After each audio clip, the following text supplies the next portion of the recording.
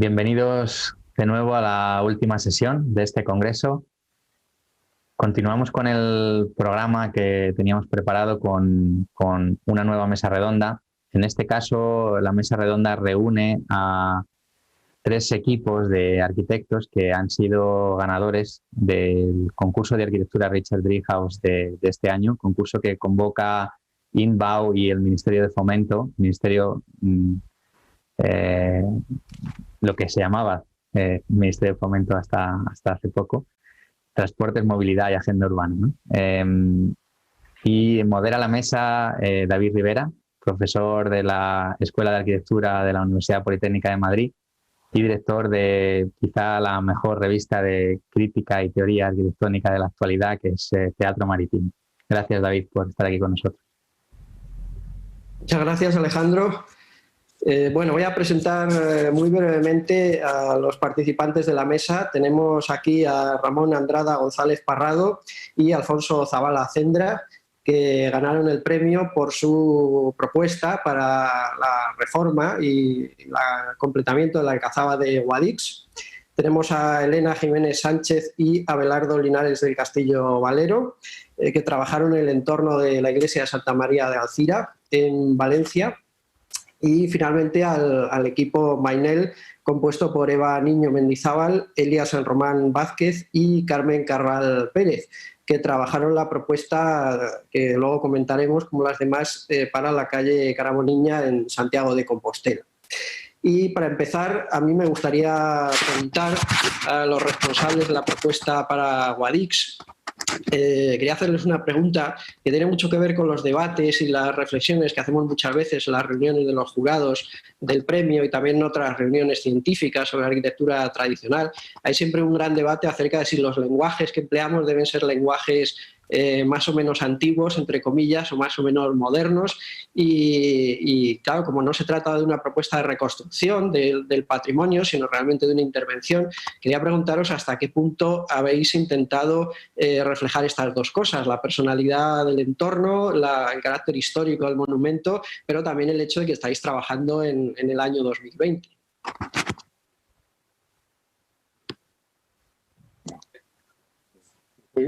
Venga. Bueno, pues efectivamente. A ver, yo creo que para mí es solo un lenguaje, es un único lenguaje, que es el lenguaje de la arquitectura, ¿no? En el sentido, lo que pasa es que cada sitio y cada entorno te va a variar, ¿no? Pero yo entiendo que el planteamiento, digamos, es único, ¿no? Entonces, si tú estás en ese entorno, como estábamos en Guadix, estábamos al lado de la Alcazaba, en una zona histórica que había estado bastante abandonada durante bastante tiempo, pues lógicamente debes emplear un lenguaje similar a lo que tienes ahí, un poco por mantener aquello, por mantener el espíritu de aquello, ¿no? Cuando la intervención es en otro lugar, pues entonces a lo mejor el planteamiento es distinto, ¿no? Eso por un lado. Y por otro lado, lógicamente, hoy en día tienes que ayudarte, digamos, de las nuevas tecnologías y también de materiales. Y también de materiales tradicionales que les puedes dar nuevas aplicaciones o que los puedes combinar con otras cosas para, digamos, conseguir mejores resultados más eficientes, pero mantener la esencia de la construcción tradicional en cuanto a materiales cercanos, materiales de poca transformación, materiales de poco reciclaje, materiales que no tengan plásticos, etcétera, etcétera. Entonces, es perfectamente posible, digamos, aunar estos dos esfuerzos, ¿no? Bueno, yo simplemente para no consumir mucho tiempo, en el caso concreto de Guadix, estando de acuerdo con lo que dice Alfonso, en el caso concreto de Guadix teníamos 3 intervenciones y cada una de ellas manifiesta una situación diferente. En el caso de la Alcazaba, simplemente se trató de hacer un acceso, dotar una escalera de acceso a la Alcazaba. Y el lenguaje pasa a segundo término, es decir, que domina la arquitectura y la construcción. En la rehabilitación del palacio para transformar en hotel, pues es un ejercicio de rehabilitación, ¿no? Y las viviendas, se trataba de recuperar unas viviendas que ya existían. Entonces, todo nuestro lenguaje en este momento está apoyado, como no puede ser de otra manera, en la construcción. Es decir, que haya una relación de verdad entre lo que se construye y la forma que se obtiene. bueno, como primera reflexión. Bueno, estas son reflexiones a las que todos los demás podéis añadir, por supuesto, vuestra opinión si lo consideráis así pertinente. Y con respecto al proyecto para Santa María de Alcira, os voy a revelar una cosa, no sé si se pueden revelar estas cosas, pero yo, como soy muy poco formalista, en el jurado tuvimos una pelea bastante grande, un debate bastante grande acerca de uno de los elementos del proyecto, que era esa pérgola que cierra la plaza y que la separa del agua, ¿no? Es un elemento que a mí personalmente, os pregunto sobre ello porque a mí personalmente me parece precioso, ¿no? Me encanta. Y la pregunta que quería haceros es precisamente acerca de, bueno, pues el modelo que utilizasteis para diseñar esa pérgola o el ejemplo o la influencia que tuvisteis, si lo sacasteis de alguna idea, de alguna preferencia personal, o sencillamente fue una solución lógica o que vosotros considerabais lógica al problema que teníais planteado. Pues bueno, me gusta que me hagas esa pregunta porque aunque es verdad que es una pregunta muy concreta sobre un elemento del proyecto, realmente la pérgola viene sobre todo de los cuadros de Sorolla. Sorolla, como pintor valenciano, conoce Alcira y tiene unos cuadros de naranjales donde la arquitectura de la zona hay alquerías y hay muchas veces estos elementos de sombra que protegen y crean como una expansión de la alquería hacia el exterior. Y ese fue un elemento que incorporamos, que es un elemento de arquitectura rural, pero que se adapta bien a los condicionantes urbanos de la propuesta, del entorno donde nos encontramos, y nos permitió un poco recomponer el volumen de la muralla, como dejarlo intuir, sin tener que reconstruir todo el lienzo, porque realmente, en la propuesta digamos, el principal problema que existía en la propuesta es que al ser Alcira una ciudad inundable se ha construido un malecón a comienzos del siglo XX que ha modificado la topografía. Entonces, al alterar toda la altura, si se reconstruyera la muralla con la cota original, quedaría un muro muy, muy bajo, probablemente prácticamente a la altura del malecón. Entonces, este elemento como con transparencia pues nos permitiría insinuar el volumen de la muralla sin recomponerlo literalmente. Pero sí que, en cierto modo, también pues, la propuesta bebió un poco de lo que decía también Alfonso sobre pues, esa concepción de un lenguaje un poco híbrido en el que pues, se retoman elementos de la zona y también se retoman, pero donde lo que tiene que primar sobre todo es la concepción de, pues eso, de una ciudad tradicional, una ciudad densa, que ahí se había perdido completamente porque a lo largo del siglo XX, tras varias reformas y la guerra civil, lo que había ocurrido era que todo el tejido urbano se había ido desdibujando y lo que habían aparecido eran naves industriales, un cuartel de la Guardia Civil.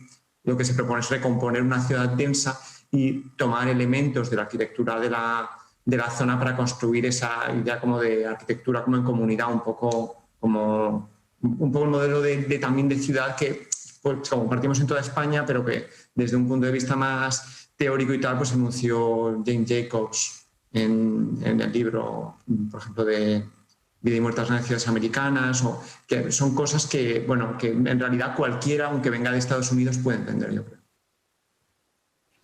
Insisto un poco porque ya sabía yo que había algo y la referencia a Sorolla es muy interesante, sobre todo porque es una referencia al mundo mediterráneo, ¿no? Y a mí, curiosamente, lo que me recordaba la pérgola eran los proyectos de Schinkel para Alemania, ¿no? Que intentaba hacer un mundo mediterráneo en Alemania y esa referencia me parecía muy interesante y también veía un cierto grado de abstracción en vuestra propuesta. No sé si ahí hay algo... Bueno, y para Grecia también, Schinkel hizo una propuesta junto al Partenón y tal, creo que era para el Palacio, para la nueva monarquía griega. Sí, siempre hay referencias y también Schinkel hizo escenografías, ¿no? Escenografías para óperas, entonces a veces era más teatral y otras veces era más práctico. Esta vez realmente... sí, es algo más, en el fondo más práctico, ¿no? Está más cerca, yo creo que está más cerca de la alquería que de Schinkel, pero al fin y al cabo todo eso son elementos que hemos aprendido y que lo fantástico de la arquitectura tradicional es que puede beber de fuentes y fuentes incluso lejanas, pero que al final resultan muy, muy cercanas. Lo que quiero decir es que no te basas solamente en lo que aparece en las revistas de los últimos 10 años, sino que puedes traer a la actualidad, pues eso, a lo mejor elementos de... Pues sí, Schinkel tiene bastante que ver. que es lo que se ha hecho a lo largo de toda la historia, ¿no? Sí, sin duda. Bueno, una pregunta para Mainel, para que contestéis entre todas, y tiene que ver con una característica de vuestro proyecto que es muy diferente de lo que vemos en los otros, y es la cuestión de que en nuestro proyecto yo diría que hay menos formas rotundas que atmósfera. Lo que se trata es de crear una atmósfera, ¿no? De definir una atmósfera, y eso me parece algo muy difícil, muy etéreo, ¿no? De concretar, y quería preguntaros acerca de este elemento precisamente, y también de si entre vosotros habéis debatido acerca de hasta el punto en que deberíais concretar vuestro proyecto más o menos para que encajara con el lugar. A ver, desde un primer momento nos dimos cuenta, sobre todo tras la visita al lugar, que en este caso era un entorno muy construido, con muchas preexistencias, las preexistencias del viario, de la vegetación, incluso las preexistencias edificatorias. O sea, no es el mismo caso, por ejemplo, que Alcira, que era un entorno más destruido, quizá. Entonces, teníamos que basarnos claramente en esas preexistencias y en el ambiente, en esa atmósfera que ya existe, ¿no? Y que creemos que no debíamos perder. Entonces, todo el énfasis y todo el objetivo del proyecto era que no se perdiese esa atmósfera que ya existe y enlazarla con la atmósfera de la propia ciudad, ¿no? De ese casco histórico tan bien consolidado que existe en Santiago de Compostela, con ese parque edificatorio de vivienda histórica tan maravillosamente conservado. No sé. ¿Queréis decir algo más? Sí. Seguro que sí. Bueno, nosotras no sé, Elia, pero yo la verdad es que no puedo más que confirmar las palabras de Eva. Nosotros cuando llegamos a Caramoniña no nos esperábamos encontrar lo que nos encontramos. Las fotos que habíamos visto, pues sí, nos podían dar una idea de que efectivamente era una calle con una tipología claramente de rueiro y bueno, pues que podía seguir ciertas trazas de lo que es Santiago, pero no nos esperábamos encontrar ese ambiente casi mágico. Eso es. Que hallamos, ¿no? Entonces, teníamos claro desde un primer momento, desde que nos plantificamos en esa calle, que no se podía perder. Y bueno, pues obramos en consecuencia.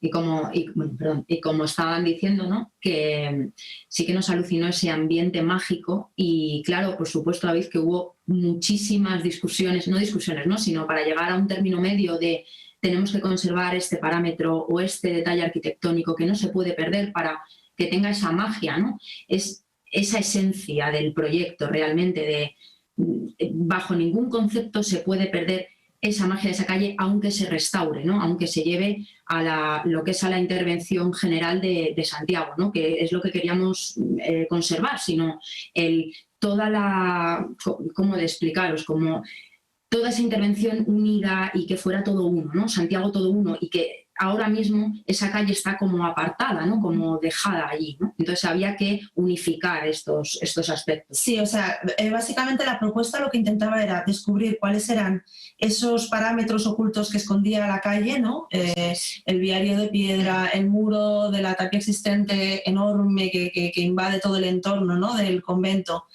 las preexistencias materiales de las viviendas, las huertas, por supuesto las preexistencias de la arquitectura contemporánea, porque tenemos el Museo de Arte Contemporáneo de Siza al comienzo de la calle y las viviendas de López Cotelo al final de la calle, y que están integrados dentro de este ambiente del que hablabas, ¿no?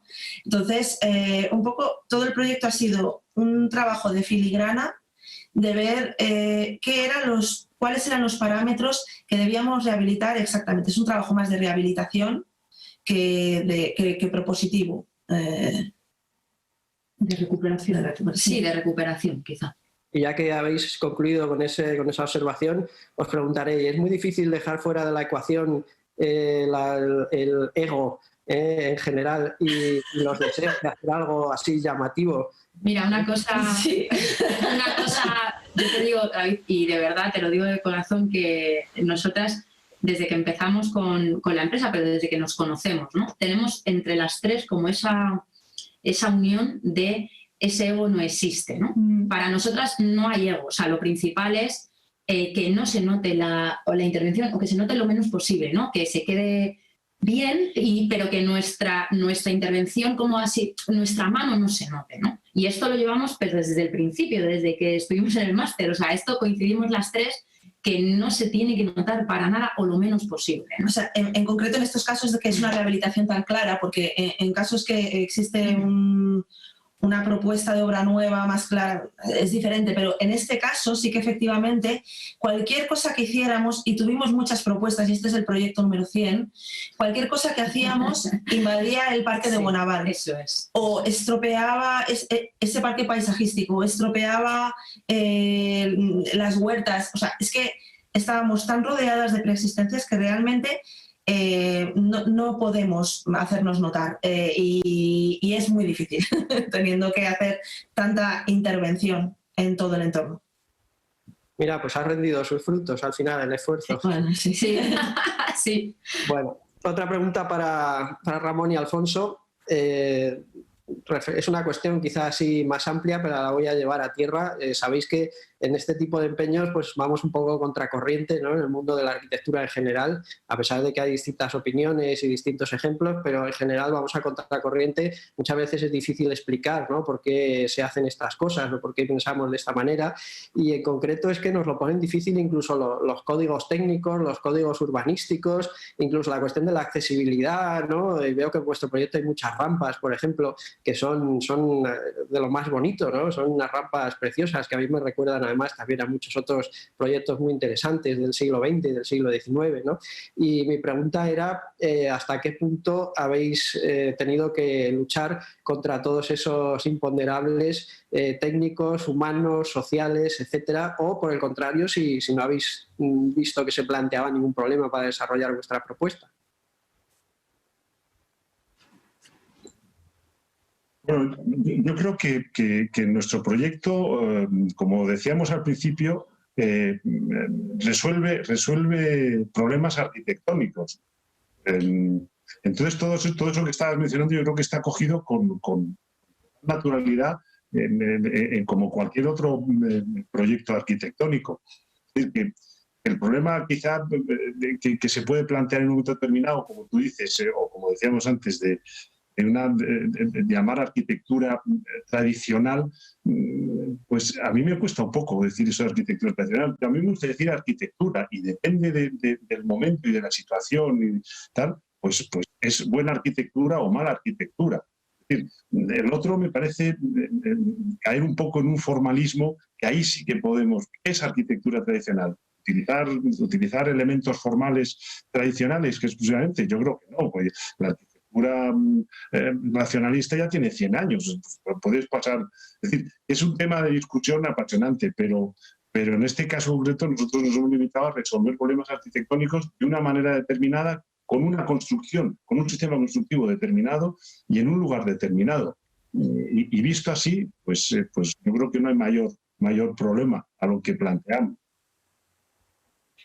Bueno, sí, yo pienso que está bien eso de los egos, ¿no? Que decían las de Mainel, ¿no? Yo creo que es en este tipo y en general en la arquitectura, ¿no? Hay planteamientos y planteamientos, y hay planteamientos con muchos egos y hay planteamientos pues, que intentan ser, digamos, coherentes y sinceros, pero efectivamente dejando un poco las cosas como son o como siempre han sido, ¿no? La arquitectura popular pues ha estado muchos años, ayer incluso lo decían, ¿no? Pues hablan de arquitectura menor o arquitectura modesta, ¿no? Luego tuvimos al maestro de los modestos, que es Antonio Gandano, ¿no? Con las chozas, ¿no? Bueno, yo creo que hay muchas arquitecturas, ¿no? Y que, claro, hay gente que, y si tienes que hacer un rascacielos, pues es una cosa, y si vas a hacer una choza es otra que es absolutamente distinta, ¿no? Y ya es el interés también de los arquitectos, ¿no? ¿A ti qué te interesa? ¿Hacer rascacielos o hacer chozas o hacer qué? Bueno, pues eso es un poco la historia, ¿no? Y luego eso, intentar ser lo más sinceros posible. Lógicamente, claro, pues tienes que intentar seguir patrones que hay ahí, ¿no? Nosotros pues investigamos un poco el tipo de alero, el tipo de balcón, un poco los huecos, el desorden que muchas veces existe, ¿no? Y todo eso intentar mantenerlo, ¿no? Pero lo de las chozas, te puedes encontrar con que la choza es ilegal, no la puedes construir, ¿no? Porque no te deja la ley directamente. Bueno, es cierto, mira, es cierto que, bueno, yo construyo casas con paja, madera y barro y las legalizo, quiero decir que se puede, pero que es cierto que te puedes encontrar mucha gente en contra, que no es fácil, que estás tomando unas responsabilidades que a lo mejor no deberías, pero bueno, ahí está, ¿no? Es también el esfuerzo de cada uno de tirar por un lado o por otro, ¿no? Y el enfrentamiento y un poco todo eso, ¿no? Que te comentaba antes, ¿no? Entonces, bueno, pues aquí, ahí lo que se construye son con muros de ladrillo, pues vamos a utilizar muros de ladrillo. Ahora, esos muros de ladrillo tendrán que aislarse un poco mejor, porque tenemos que cumplir también unas exigencias energéticas, entonces pues vamos a meterle un corcho natural por fuera, ¿no? Y ahí lo vamos a revolcar con cal, ¿no? Que es un material que va a dejar toda una fachada transpirable. Bueno, pues esas son las actuaciones, ¿no? Y bueno, así como lo veo. Bueno, una pregunta para Abelardo referente a la cuestión de lo local. Yo quería preguntar si vosotros habéis, de alguna manera, habéis intentado averiguar lo que la gente que vive en el lugar donde vais a intervenir pues opinaba de vuestro proyecto u opinaba en general acerca de cómo debía ser la arquitectura, cómo debía ser la plaza.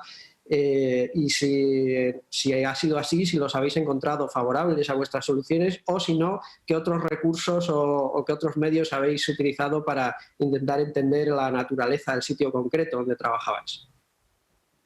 Bueno, es que en nuestro caso, al haber preexistencias que no estaban ahí, estaban, digamos, a través de los documentos gráficos, de las planimetrías, de todas las fotografías históricas que fuimos rastreando, porque previamente hubo toda una labor de documentación. Digamos, la gente está muy apegada a cómo ha sido su ciudad. Normalmente la imagen de la ciudad es llamativo, que muchas veces incluso después de desaparecida la gente se vuelve a encontrar con fotografías históricas de lo que había ahí y normalmente suele cogerlo incluso con mejores ojos que la ciudad nueva, ¿no? En realidad hay un sentimiento incluso de pérdida, a veces incluso una pérdida que tú no has conocido, y por ejemplo eso se da mucho en el caso de Alemania, donde se han reconstruido monumentos que habían desaparecido tras la Segunda Guerra Mundial y se han reconstruido mucho después. Y eso es algo que está intrínseco en el carácter de las ciudades y un poco en el imaginario colectivo, y ocurre un poco en todas partes. De todas formas, a mí lo que me parece también interesante es que cuando hablábamos de estilos y tal, es que también hay una parte importante que no nos damos cuenta, que es que al construir con técnicas tradicionales y ponernos como un poco ese límite, eso genera unas formas tradicionales que, vistas desde algún punto de vista, pueden parecernos tradicionales tal, pero también importa mucho la mirada, porque en el fondo tú mismo, casi sin quererlo, vas a incorporar ciertos criterios más abstractos o otra forma de verlo, y se nota en las imágenes, los puntos de vista que eliges para enseñar el proyecto tal, que van a traer el proyecto, aun siendo de arquitectura tradicional, lo traen al presente, y me parece que eso es interesante, como la comunicación que hay entre formas. Por ejemplo, eso hace que tal vez a nosotros nos interesa algo menos la arquitectura culta, la arquitectura culta tradicional tal, y nos interesa más la arquitectura popular tradicional, ¿no? Tal vez ligeramente, bueno, no nos interesa, pero ligeramente menos las formas clásicas y más las formas vernáculas. Pues porque vemos ciertos valores que se repiten. Al fin y al cabo la historia es cíclica. No sé si me has respondido, ¿eh? Realmente sí, hemos incorporado todas las fotografías históricas. Lo que pasa es que, digamos, el proyecto es una cosa muy a largo plazo. Entonces, en este proyecto, que de hecho había parte que hay una parte importante que es de arqueología, ahora empieza la fase que es excavaciones arqueológicas, y después, por supuesto, habrá una fase sobre la ciudadanía, incluso eso dependerá del ayuntamiento, pero procesos participativos, tal. En principio, lo que sabemos es la respuesta del ayuntamiento, que es la única respuesta clara, porque el resto es la respuesta a través de los medios, ¿no? Pero digamos que sí que se han incorporado muchas cosas, muchos elementos que eran de la propia ciudad, ¿no? Entonces, no es tanto hacer algo en el lenguaje de Alzira como devolver ciertos elementos como son pues la traza Iglesia Santa María, las murallas, que están dentro del acervo y de la historia de Alcira. Pero el contacto directo con la gente pues es más complicado y más en la situación en la que estamos, ¿no? Ya. Era una pregunta de todas formas un poco perversa, porque suele suceder que muchas veces la gente no reacciona como nosotros nos pensaríamos, ¿no?, hacia su patrimonio inmemorial y tradicional, ¿no? Y esa es una cuestión muy interesante, ¿no? Porque al final uno trabaja para unas personas concretas, ¿no?, que viven en un lugar. Entonces ese es un punto que los arquitectos nunca han trabajado, yo creo, en la historia de la humanidad, no me suena, ¿no?, cuando ha ocurrido eso, y en el siglo XX menos que nunca, ¿no? Y de ahí venía un poco mi pregunta. Y a esto quizá, pues Mainel, podéis responder también un poquito, y nos queda ya poco, pero además de esto, os quiero hacer una última pregunta, a ver cómo os las ingeniáis para responder las dos a la vez, que tiene que ver acerca de qué cosas os gustaría hacer como asociación en el futuro, qué tipo de obras. Si esto es algo un poco así episódico y estáis dispuestos a encajar cualquier, hombre, supongo que sí, ¿no?, cualquier proyecto es bueno, o si tenéis una aspiración, ¿no?, os gustaría un tipo de línea a seguir concreta, a ver cómo respondéis. A ver, nosotras claramente estamos muy orientadas hacia lo que es la rehabilitación. En este marco siempre entendemos la intervención con las técnicas de la construcción tradicional en entornos ya construidos. No tenemos problemas si es una casa en un entorno que no tiene ningún tipo de valor histórico, en usar las técnicas del lugar también, si son viables. Pero el problema es que tanto las administraciones como yo creo que los clientes privados no todos entienden este punto de vista. Nosotros solo hemos tenido unos clientes que de hecho nos lo han pedido específicamente, también en Galicia, que quieren rehabilitar su casa con técnicas completamente tradicionales, nada de plásticos, nada de hormigones, y sí que lo entendían. Pero no es lo común, o sea, no es solo lo que nosotras queramos, sino también lo que, como bien decías, lo que la sociedad demanda. Y es muy difícil hacerles entender, no, sí, vas a gastar más en hacer tu vivienda con estas técnicas tradicionales que te estamos proponiendo, pero a largo plazo vas a gastar menos. No, a la gente es muy difícil hacerle comprender esto. Pero bueno, no sé si te hemos contestado. Creo que no te he contestado la pregunta. No, sí, en parte sí, pero más bien a la... Bueno, sí, me doy por contestado, pero creo que podéis añadir todavía algo más, ¿no? Porque os veo a las demás como deseando decir algo. Bueno, es apoyar lo que dice Eva, ¿no? Que realmente siempre intentamos, sobre todo nuestra intervención y desde que estamos juntas trabajando, sobre todo, es el respeto hacia la arquitectura. Y sí que es verdad, como se acaba de contar Eva, que hay clientes no fáciles o difíciles, sino que cada uno tiene su opinión y no puedes luchar contra los elementos, ¿no? O sea, cada uno es su casa, es una propiedad privada en este caso a lo mejor, y te piden unas ciertas cosas y tú puedes enfocarlo de una forma o hacerles entender con todas las explicaciones del mundo, ¿no? Puedes hacerles entender que es mejor para ellos, tienen un ahorro energético, porque además se pueden meter, como explicaba ayer el chocero, ¿no? Que somos como... Bueno, claro, es que tiene unas técnicas fascinantes, ¿no? Que dices, es que es arquitectura tradicional, pero realmente tiene unos ahorros energéticos brutales, ¿no? Entonces, intentamos inculcar a los clientes, ya sean, o ayuntamientos, o da igual de la procedencia del cliente, sino intentamos inculcar qué es lo mejor para ellos. Claro, luego es su decisión, ¿no? Te tienes que adaptar a la decisión que ellos quieren, con un compendio de ideas, ¿no? Que tú les das y ellos deciden, ¿no? Bueno, de hecho, es un pequeño apunte, pero tenemos un proyecto para una administración de un puente histórico, etcétera, por el que pasan por encima camiones. Es un ejemplo claro de la dificultad de ejercer esta profesión como nosotros queremos con los materiales tradicionales y nos obligan a poner una losa de hormigón para cumplir el código técnico. Y es la administración. Hemos intentado que no ocurra, hemos intentado proponerles múltiples alternativas. No ha sido posible, no ha sido viable y no se va a hacer así. Bueno, a ver, Entonces, sí que es verdad, pero lo hemos adaptado. O sea, bueno, es decir, lo hemos adaptado, pero sí vale, tenemos que hacer una losa de hormigón porque no podemos evitar que encima del acueducto pasen camiones, porque no lo podemos evitar, pero en vez de meter hormigón puro y duro, pues vamos a hacer pues, una losa aligerada o con hormigón sigue blanco. siendo hormigón. Entonces, Claro, eso. yo creo que la práctica de esta profesión, tal como yo creo que estos 3 equipos queremos desarrollarla, no es tanto a dónde queremos llegar, sino lo que nos permiten las administraciones y los clientes. Aunque hagamos un esfuerzo ímprobo en intentar educar también a la población en este ámbito. Bueno, y para rematar, que ya estamos en nuestro tiempo, como veo que tenéis las ideas muy claras y veo que detrás hay, evidentemente lo habéis hablado y hay debate y hacéis las cosas con mucha conciencia, pues os preguntaría, como yo soy historiador de la arquitectura y a mí pues me gustan los precedentes, el pasado, las ideas, las teorías, esas cosas, os preguntaría si tenéis algún héroe o alguna referencia teórica, algún libro, algún arquitecto, alguien que puede ser un modelo para vosotros o que os ha inspirado mucho. Hay bastantes.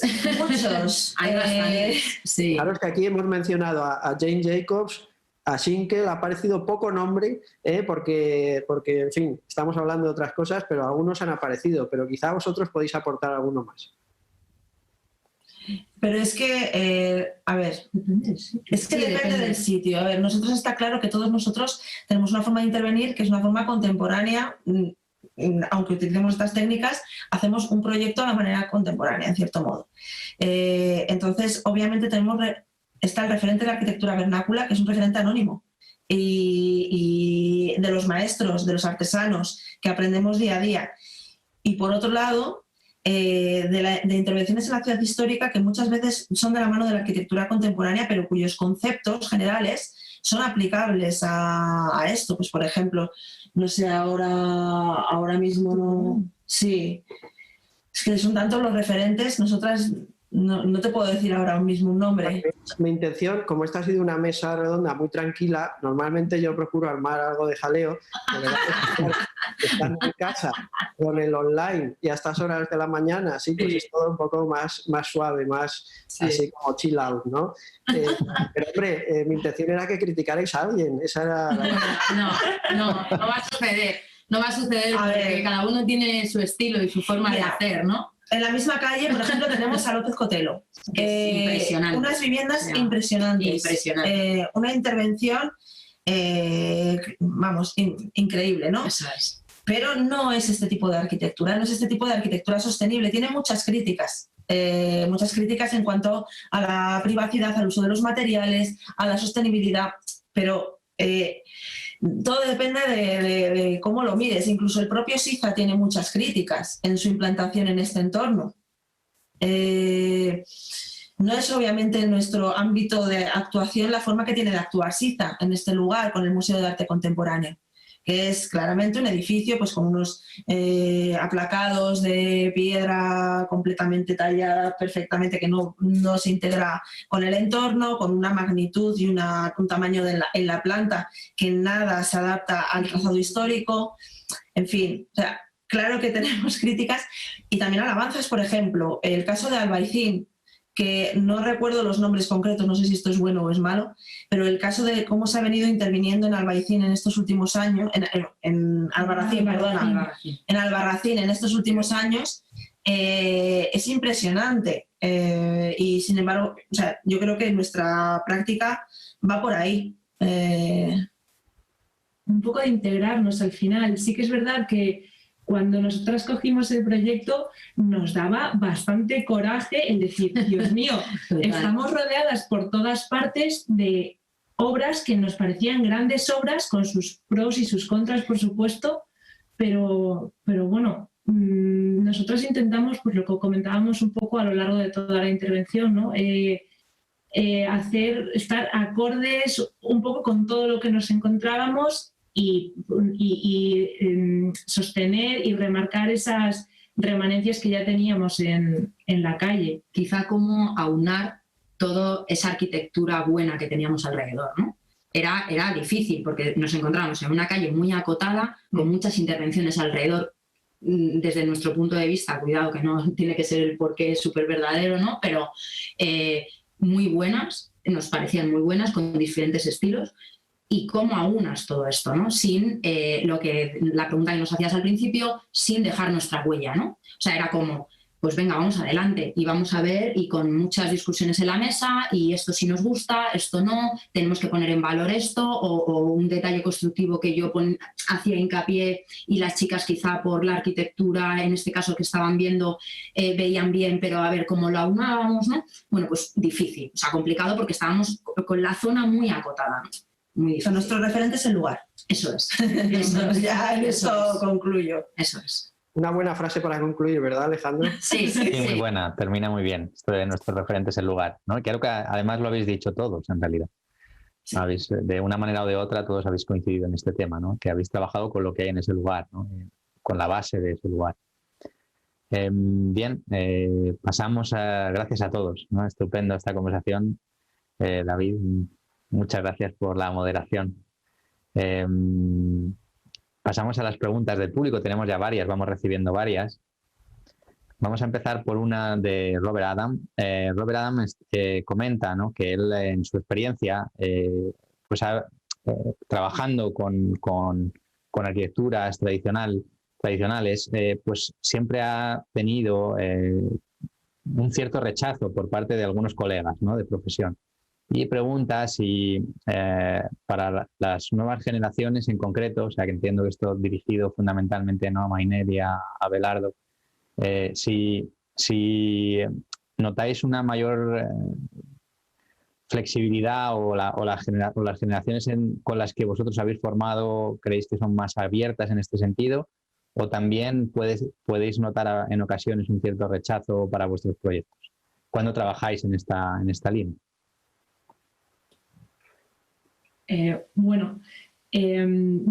Creo que estamos las tres bastante de acuerdo con esto, y yo precisamente en este momento lo estoy además viviendo un poco en primera persona, desde el punto de vista de la enseñanza, porque yo todavía estoy en la escuela.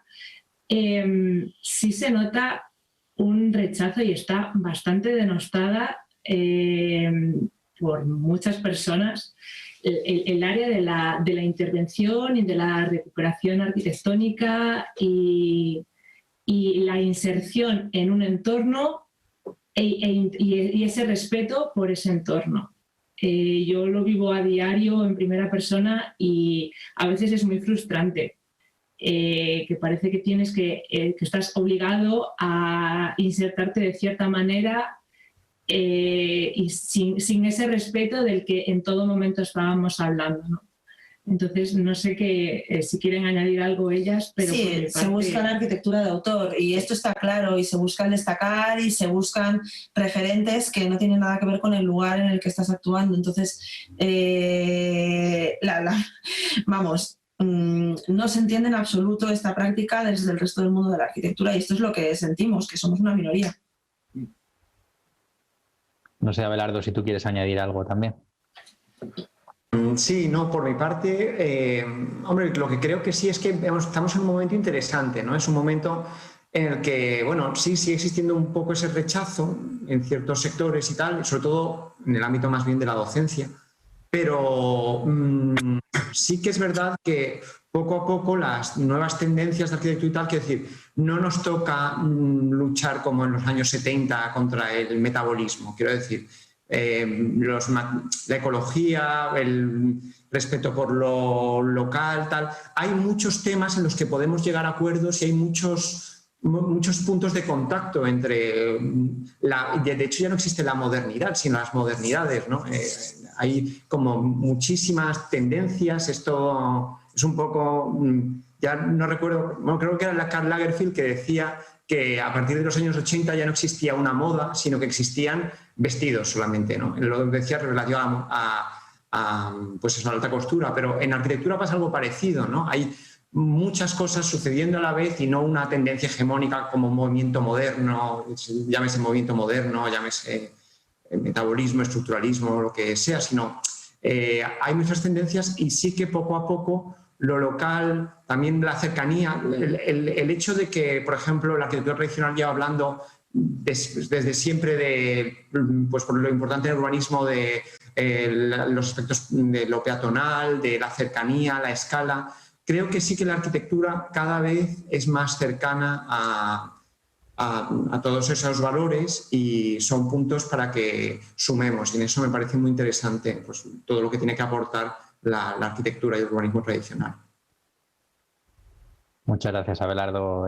Creo que aunque la pregunta fuera dirigida a vosotros, también es interesante conocer vuestra experiencia, Alfonso, Ramón. Vosotros en este sentido, ¿en algún momento habéis tenido este tipo de cuestiones en proyectos de este tipo o consideráis que realmente no es algo significativo, ¿no? Que exista un rechazo por parte de la profesión o de parte de la profesión hacia determinadas formas de practicar arquitectura? Bueno, vamos a ver, yo tengo que decir, efectivamente, yo ya llevo muchos años quizás demasiados, de ejercicio profesional. Y a lo largo de mi carrera profesional he hecho varias intervenciones en centros históricos, en edificios históricos, y yo diferenciaría, yo diferencio claramente una rehabilitación, una restauración, fundamentalmente, un elemento arquitectónico determinado, a las intervenciones en cascos históricos. Yo he hecho varias intervenciones en cascos históricos y con un lenguaje, tengo que reconocerlo, más moderno, personalmente más identificado. Yo en concreto, por eso tengo mis dudas, tampoco tengo muy claro qué es esto de la arquitectura tradicional, qué se quiere decir con ese concepto de arquitectura tradicional. No sé, me da un poco de pudor a veces cuando se dice eso, porque pienso que a lo mejor se refieren además a un cascarón externo, como decía antes, a un puro formalismo, decir, no, utilizo formas tradicionales. A mí me parece genial utilizar las técnicas constructivas tradicionales cuando da lugar. Construir en piedra con sillares de piedra, y he podido construir en ocasiones en Palma de Mallorca, pude hacer una vivienda que era entera de piedra, con muros de piedra, en fin. Ahora, este ejercicio que hemos hecho en Guadix en concreto, pues me parece que es un ejercicio muy bonito, donde hablamos de arquitectura. Por eso, pues la aproximación el rechazo o no rechazo es muy relativo, muy subjetivo. Yo no soy quien para generalizar. Yo creo que cada momento es específico, y vuelvo a repetir, cada lugar y cada circunstancia. Y en principio no he tenido ningún rechazo a priorístico, ¿no? Ese es mi punto de vista. No sé si es muy amplio, pero bueno, o muy difuso también, a propósito, ¿no? Una frase, me acuerdo, mi maestro Alejandro de la Sota, que alguien dirá, ¿cómo? Pues sí, desde Alejandro de la Sota, desde el pueblo de Esquivel, por ejemplo, en los años 50, maravillosa arquitectura, hasta el último edificio que ha construido la Embajada Española en París, que es un edificio, bueno, pues ahora se está volviendo a valorar un poco, que se integra perfectamente en la arquitectura parisina. En fin, él decía siempre que hay que proteger el patrimonio no con ordenanzas, sino con sensibilidades. Y yo creo que ese es un buen camino.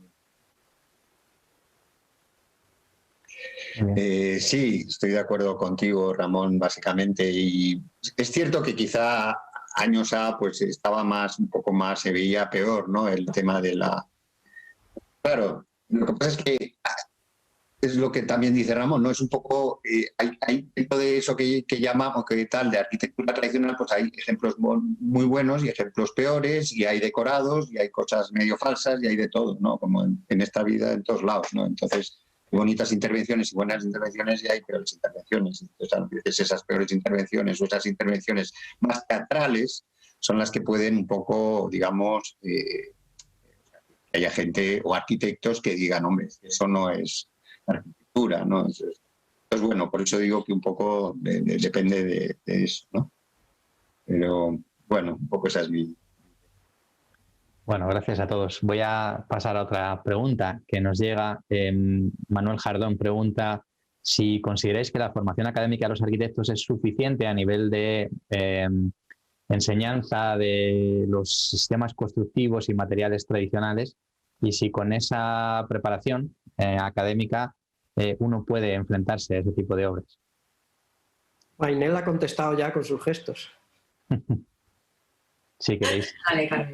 No, en absoluto. No es suficiente, pero constructivamente, de hecho, solo hay que ver nuestro equipo. Aparejadora artista arquitecta, futura arquitecta también, pero o sea, es necesario un equipo más amplio. Nosotros como arquitectos, primero, no estamos formados constructivamente lo suficiente como para abarcar todos los ámbitos, esto es obvio ya en general, pero en esto concreto de la rehabilitación hay una cantidad de técnicos ignorantes, no están preparados cuando salen de la escuela. Además ahora ya no hay optativas de rehabilitación, ni de restauración, ni de nada.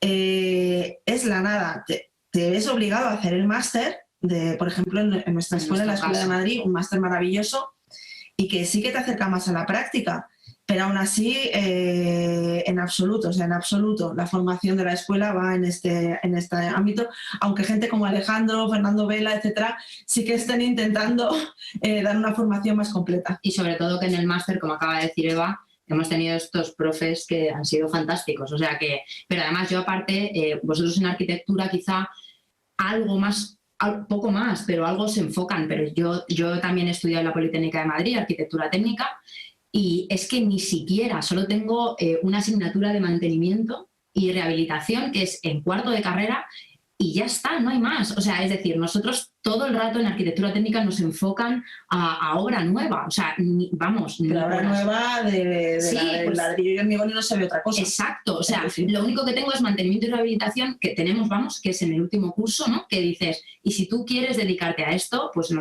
yo tuve que adaptarme al plan para poder hacer el máster y ya está, y no te queda otra, ¿no? O sea, y ya te digo, y gracias a que yo me pasé luego... También, cuidado, que mi carrera en general es bastante buena, es bastante técnica, te explican bastante de construcción y esto se puede aunar junto con lo que he aprendido en el máster, ¿no? Que por eso también salen, bueno, pues buenas resoluciones constructivas y te enseñan desde abajo, ¿no? A hacer buenas resoluciones. Pero sí que es verdad que no están especializados. Si los arquitectos en nuestra escuela, hablo, en la Politécnica de Madrid, están poco formados, los arquitectos técnicos, bueno, es imposible. O sea, nada. Muchas gracias. No sé si queréis comentar alguno más, Abelardo. Sí, no, sencillamente es verdad que no se nos forma lo suficiente. También es verdad que, por ejemplo, en la arquitectura tradicional, como importa mucho el entorno, es una arquitectura que se presta menos a las recetas. Entonces, por ejemplo, no puedes, pues, eso sencillamente coger pues, cualquier ejemplo de una revista de algo que está ocurriendo en Japón y meterlo en mitad de un Alcira. Entonces, es verdad que exige pues, conocer el lugar y eso es complicado que se enseñe desde la escuela. Lo único que se puede enseñar es como un cierto como pensamiento crítico, es decir, pues que desde la escuela te animen a leer a Toynbee y leas Ciudades de Destino y veas que cada ciudad es un poco única y por tanto cuando tienes que intervenir en Galicia, en Santiago, o tienes que intervenir en Alcira o en Guadix, pues un poco comiences toda una investigación y a descubrir un poco, pues eso, cuáles son los valores del lugar y tal. Pero digamos que la formación es insuficiente, pero solo al principio. Alfonso, Ramón, no sé si queréis comentar sobre este tema.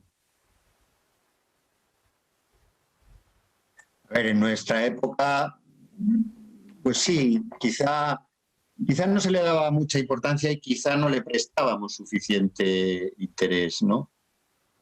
Quizá estábamos, no sé, más en otras cosas. Todavía nos pilló un poco esa cosa del hormigón y el acero, ¿no? Como algo mágico casi, ¿no? Y entonces los sistemas tradicionales, pues bueno, a lo mejor no les dábamos tanta, no sé, tanto interés. ¿Tú qué piensas, Ramón? Sí, efectivamente, yo creo que el tema de la restauración y la rehabilitación siempre se quedaba como un tema aparte de la discusión puramente arquitectónica, pero yo creo que hoy en día, lo ha mencionado Abelardo, bueno, pues realmente lo que se habla es de arquitectura, ¿no? de una línea determinada ya no puede ser. Es como en la música, lo que hay que hacer es buena música, es igual el estilo. Con la arquitectura yo creo que es lo mismo y hay que tender por ahí, y yo creo que de hecho ya se tiende un poco. Eso. Sí, hay que tener la sensibilidad esa de eso, de alguna manera integrarte en un lugar, ¿no? Y no romper con él, ¿no? O con y también con lo que hay, sí. Recuerdo. Muy bien, pues muchas gracias a todos. Creo que estamos llegando ya al tiempo límite. Vamos a ver si metemos una última pregunta. o lo dejamos aquí. Bueno, queda solo un minuto, creo que no nos va a dar tiempo. Muchísimas gracias a todos por esta conversación que ha sido estupenda. Además está muy bien tener pues varias generaciones también dentro de esta conversación, ¿no? Porque también aporta puntos de vista muy interesantes el hecho de combinar experiencias desde situaciones profesionales diferentes, ¿no? Con mayor experiencia o menor experiencia, ¿no? Y también trabajando en contextos temporales diferentes, ¿no? Que habiendo experimentado pues momentos diferentes de la profesión. También, como comentaba Robert Adam en su misma pregunta, ¿no? o asumía en su pregunta, hay cuestiones o sensibilidades que van variando. En este sentido, también esto que decía Abelardo de cómo pues cada vez hay una mayor receptividad, si no quizá en la formación o no tanto, pues sí al menos en el entorno profesional y también en la sociedad, ¿no? Pues hacia esas cuestiones, ¿no? Hacia esos valores de lo local y del reciclaje, de la sostenibilidad, ¿no? Todas estas cuestiones pues están cada vez más presentes, ¿no? Bueno, pues muy agradecido, gracias a todos, estupendas vuestras intervenciones. Para los que nos siguen desde casa, recomiendo ver los proyectos premiados en este concurso. Los tienen en la página driehauscompetition.com y además tienen a sus autores explicando estos proyectos ganadores en la propia página del Congreso. Están disponibles las presentaciones que han realizado sobre sus propios proyectos, ¿no? Si quieren saber más sobre ellos. Gracias a todos. Muchas gracias. Gracias. Gracias. Muchas gracias, Alejandro. Gracias. A vosotros, muchísimas gracias. Gracias también al público por enviar preguntas.